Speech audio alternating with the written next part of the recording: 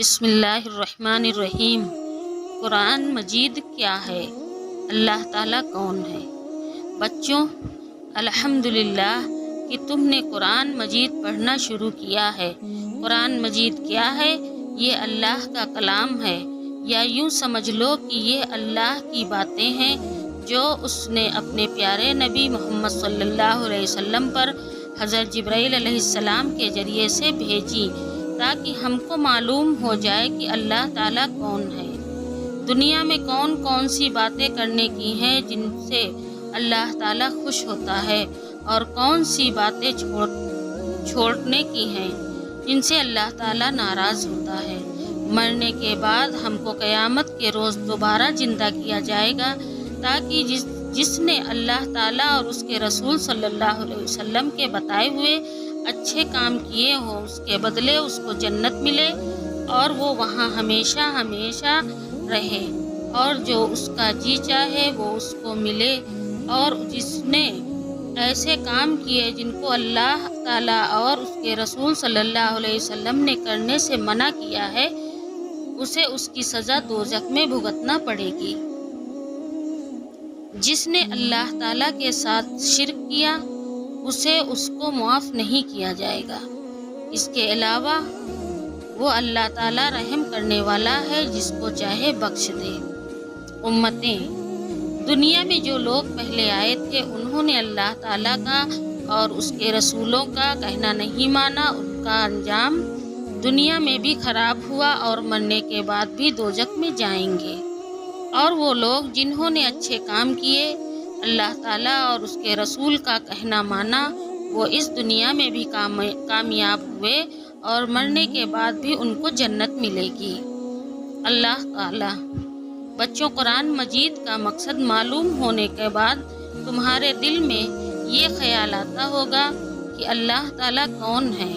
بچوں سنو، اس کی ذات کا سمجھنا تو عقل کا کام نہیں ہے۔ اللہ تعالیٰ نے اپنے متعلق قرآن میں فرمایا ہے، اللہ تعالیٰ ایک ہے اور وہی عبادت کے قابل ہے۔ اس کی ذات میں اور اس کے کاموں میں کوئی شریک نہیں، نہ اس کی کوئی اولاد ہے نہ وہ کسی کی اولاد ہے۔ وہ آسمانوں اور زمینوں کا نور ہے، وہ ہمیشہ سے ہے اور ہمیشہ رہے گا۔ اس کو نہ نیند آتی ہے نہ اونگ۔ آسمانوں اور زمینوں میں جو کچھ ہے سب اسی نے پیدا کیا ہے، بغیر اس کی مرضی کے کوئی اس کے سامنے کسی کی سفارش بھی نہیں کر سکتا۔ جو کچھ ہونے والا ہے اور جو کچھ ہو چکا ہے سب اس کو معلوم ہے۔ آسمانوں اور زمین میں کوئی ایسی چیز نہیں اس کے علم میں نہ ہو، وہ اس کا انتظام کرنے سے تھکتا نہیں۔ آسمانوں اور زمین میں جو چیز ہے وہ اس کی تعریف اور پاکی بیان کرتی ہے۔ وہی پیدا کرتا ہے، وہی موت دیتا ہے، وہی موت کے بعد قیامت کے دن پھر زندہ کرے گا۔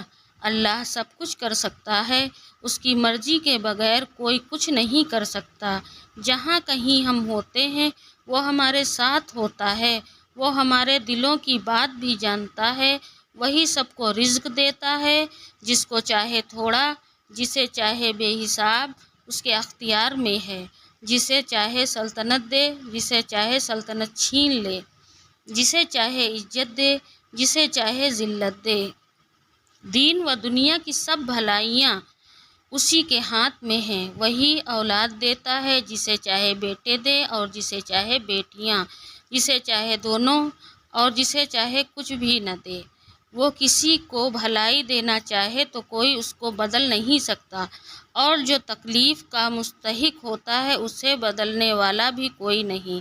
اسی نے آسمان، سورج، چاند، تارے، زمین اور ان کے درمیان کچھ ہے سب کو ہماری خدمت پر لگا دیا ہے۔ اسی نے ہماری جو اچھی اچھی صورتیں بنا دیں۔ اس نے ہم کو اس لیے پیدا کیا کہ اس کی عبادت اور فرما برداری کریں۔ اس نے حضرت محمد صلی اللہ علیہ وسلم کو اپنا آخری نبی بنا کر بھیجا، اور حضرت محمد صلی اللہ علیہ وسلم پر اپنا آخری کلام قرآن مجید نازل فرمایا کہ میں اس کی حفاظت کروں گا۔ ہم کو بتایا ہے کہ ہم خود بھی قرآن مجید پڑھتے رہیں اور دوسروں کو بھی سمجھاتے رہیں۔ فرشتے، یہ اللہ تعالیٰ کی بہت بڑی مخلوق ہے اور بہت طاقتور بھی ہے۔ ان کی شکل و صورت کیسی ہے یہ اللہ ہی جانتا ہے۔ فرشتے جتنے زیادہ ہیں کہ ہم ان کی گنتی بھی نہیں کر سکتے۔ یہ فرشتے کچھ کھاتے پیتے بھی نہیں، کیونکہ اللہ تعالیٰ نے ان کو ایسا ہی بنایا ہے۔ یہ صرف اللہ تعالیٰ کی عبادت ہی کرتے رہتے ہیں۔ لاکھوں فرشتے اس طرح عبادت کرتے رہتے ہیں جس طرح نماز میں کھڑے رہتے ہیں، اور قیامت تک اسی طرح کھڑے کھڑے اللہ تعالیٰ کی تعریف بیان کرتے رہیں گے۔ اسی طرح رکوع اور سجدے میں لاکھوں تعریف کرتے رہتے ہیں۔ اللہ تعالیٰ فرشتوں کے ذریعے دنیا کے مختلف کام لیتے رہتے ہیں۔ ان کے سب سے بڑے اور مشہور فرشتے حضرت جبرائیل علیہ السلام ہیں، جو ہمارے نبی صلی اللہ علیہ وسلم کے پاس وحی یعنی اللہ کا پیغام لے کر آیا کرتے تھے۔ جب اللہ تعالیٰ کا بندہ اکیلا یا جمع ہو کر اللہ کی عبادت کرتے ہیں تو اللہ کے فرشتے بھی ان کے ارد گرد جمع ہو جایا کرتے ہیں اور ان کی مغفرت کے لیے اللہ تعالیٰ سے دعا کرتے ہیں۔ شیطان، اللہ تعالیٰ کی بنائی ہوئی مخلوق میں جن بھی ہیں جو ہم کو دکھائی نہیں دیتے، مگر جن ہم کو دیکھ سکتے ہیں۔ یہ بہت طاقتور ہوتے ہیں اور جہاں چاہے تھوڑی سی دیر میں جا سکتے ہیں۔ اللہ تعالیٰ نے آدمیوں کو مٹی سے، جنوں کو آگ سے پیدا کیا ہے۔ یہ جنگلوں اور پہاڑوں میں رہتے ہیں۔ جنوں میں سب سے بڑی جن شیطان ہے، اس کا نام ابلیس ہے۔ یہ پہلے آسمان میں رہتا تھا اور اللہ تعالیٰ کی بہت عبادت کرتا تھا۔ اللہ تعالیٰ نے جب حضرت آدم علیہ السلام یعنی انسانوں کے سب سے بڑے باپ کو بنایا تو فرشتوں اور ابلیس کو کہا کہ ان کو سجدہ کرو۔ سب فرشتوں نے اللہ کا حکم مانا اور انسان کو سجدہ کیا، لیکن شیطان نے سجدہ نہ کیا۔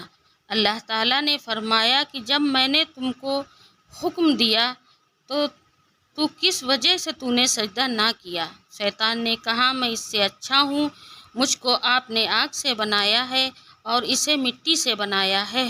اللہ نے فرمایا، تو بحشت سے اتر جا، تو اس قابل نہیں کہ یہاں غرور کرے، تو ذلیل ہے۔ شیطان نے کہا، مجھے قیامت تک کے لیے مہلت دیجیے۔ اللہ نے فرمایا کہ جا، مہلت دی جاتی ہے۔ شیطان نے پھر کہا، مجھے تو آپ نے ملعون کیا، میں بھی ان کو سیدھے راستے سے بہکاؤں گا، ان کے آگے سے اور پیچھے سے، ان کے دائیں سے اور بائیں سے آؤں گا، اور ان میں سے اکثر آپ کا شکر ادا نہ کریں گے۔ اللہ تعالیٰ نے فرمایا، نکل جا یہاں سے، ذلیل مت، جو لوگ ان میں سے تیرا کہنا مانیں گے ان سب کو اور تجھ کو جہنم میں بھر دوں گا۔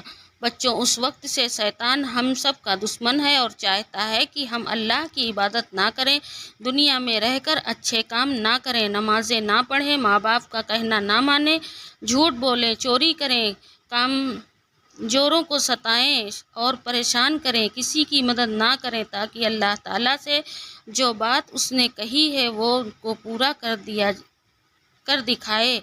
اگر ہم شیطان کے کہنے میں آ گئے تو اللہ تعالیٰ نے بھی شیطان سے جو وعدہ کیا ہے وہ اس کو پورا کریں گے، یعنی شیطان کو اور جو اس کو کہنا مانیں گے سب کو جہنم میں بھر دیں گے۔ اللہ ہم سب کو جہنم سے بچائے، آمین۔ قرآن مجید میں اللہ تعالیٰ نے کہا کہ اللہ مسلمانوں کا دوست اور مددگار ہے، ان کو اندھیروں سے نکال کر روشنی کی طرف لاتا ہے، اور جو اللہ کا کہنا نہیں مانتے اور شیطان کے دوست ہیں ان کو یہ روشنی سے اندھیروں میں لے جاتا ہے۔